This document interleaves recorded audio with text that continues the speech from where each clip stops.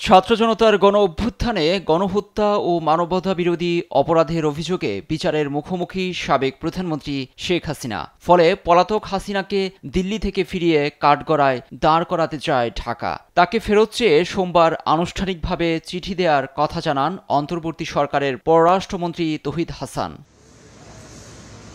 ঢাকার পক্ষ থেকে দেয়া চিঠি বা কূটনৈতিক পত্র পাওয়ার বিষয়টি ইতিমধ্যে নিশ্চিত করেছে নরেন্দ্র মোদী সরকার। দেশটির পররাষ্ট্র মন্ত্রণালয়ের মুখপাত্র রণধীর জয়সওয়াল জানান, সোমবার বাংলাদেশ হাই কমিশনের কাছ থেকে প্রত্যর্পণের অনুরোধের বিষয়ে একটি কূটনৈতিক নোট পেয়েছে দিল্লি।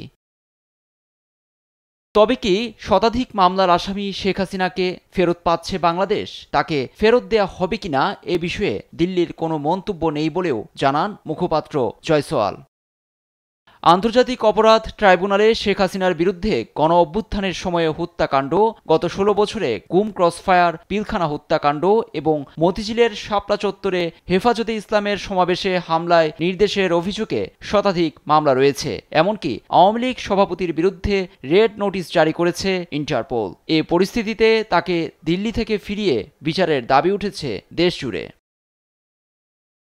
লুৎফর কবির, নিউজ ডেস্ক, দেশ টিভি।